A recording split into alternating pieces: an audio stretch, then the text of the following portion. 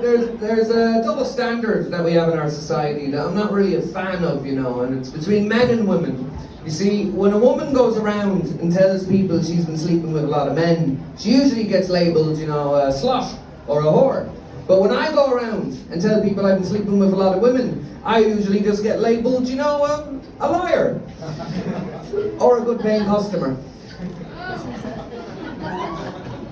We have to do something on a Friday night. This is what you do.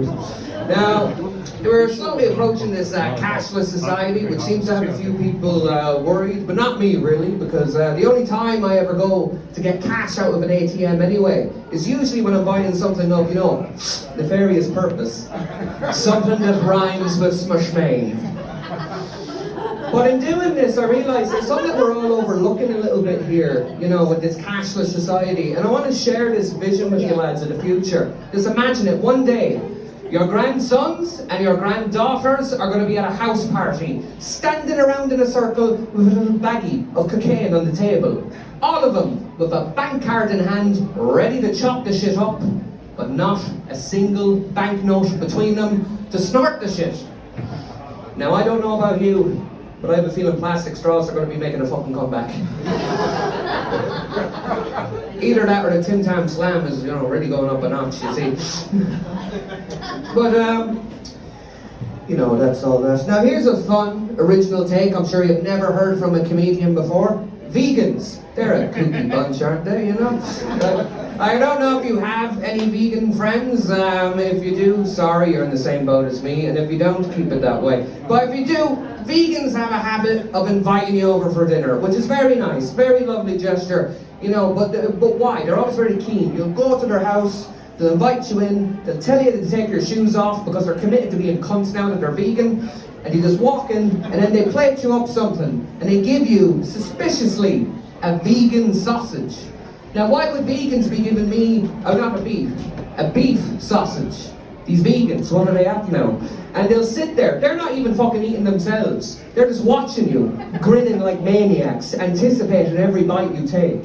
And by the time you finally finish the beef sausage, they go, ha! It actually wasn't a beef sausage, it was a vegan sausage. I mean, you couldn't tell the difference, could you? Now, you know what, I don't know about you, but I fucking can't stand this type of behaviour because they act like they tricked you, like some special trick like a magician, not realising they have more in common with a date rapist. Trying to slip me a vegan sausage into my body without my consent. No. So I try to do the reversal with my vegan friends, where I invite them over for dinner and I try to slip a bit of my meat into them without them knowing. That did sound like rapist. But I invite them over, but it's a bit harder doing the reversal with, the vegan food and the meat. You invite them over and be like, are you enjoying this Brussels sprout? It's a fantastic Brussels sprout. I really hope you're enjoying the whole umaminess and flavour and the journey. This has been my family recipe for generations. Do you like it? Do you like it? Ha! It actually wasn't a Brussels sprout, you fucking retarded idiot! It was actually a 12-ounce Wagyu steak, but I bet you couldn't tell the fucking difference, could you?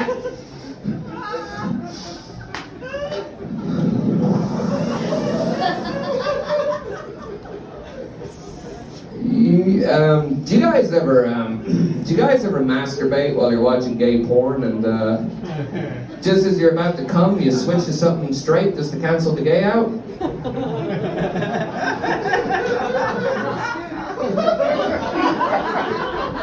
I was speaking with a really religious guy recently. I was speaking with this really religious guy recently, very Christian dude, and he was bragging to me about all the good missionary work that he did in Africa last year, and I thought to myself, well, what do you fucking do? Good missionary work. Sure, I did a lot of good doggy style work in Thailand last year, you don't hear me bragging about that, do you? In the past, I've dated a lot of people with different disabilities, And you might imagine, and you might think that this is quite charitable, and it was quite charitable for them.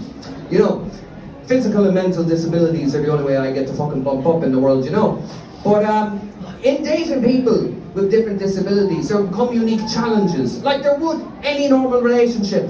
But there came unique perks with each disability.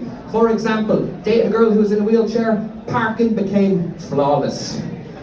Don't even get me started about being a fucking pedestrian. You're just walking down the street, rolling down with my girl, and every fucking one is doing their best to get the hell out of my way. Clearing the road for me. I've never known this level of respect in my life. It was like I was walking down the street with a dangerous staffy. You know. That's fair enough. But, like I said, there will be downsides. You know, there's a downside to all of this. You know, like for example, when we're getting intimate, you know, when we're getting a bit freaky downstairs, flicking the spokey dokies. She couldn't feel anything down there, lads. Couldn't feel a thing. Her and every other woman I've been with anyway. But it did not actually, and this is not even fucking part of my normal act, but I just want to know, did you ever see this? You know, people with glasses in the room, don't you find it really fucking annoying when someone like, you know, they're trying to flirt with you, so they think they'll be cute with your little like first world disability, and they'll just go up to you, grab your glasses, and just go, oh fuck, you really can't see, oh you're so blind. I do that to women in wheelchairs.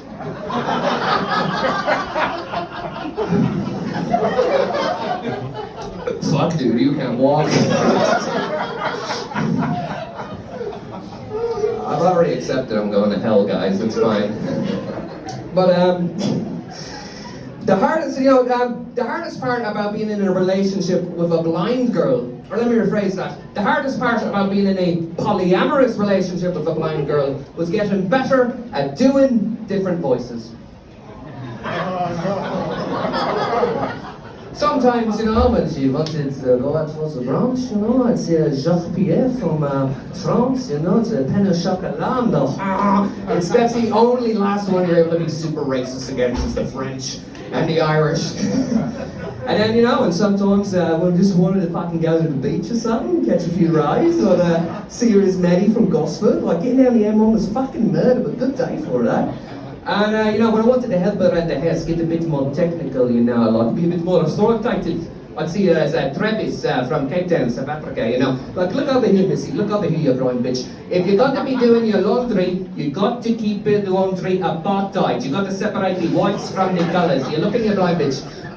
And then sometimes when I bring her on a night out, I just bring her as Jinping from China. I don't know if I can. I don't know if I can.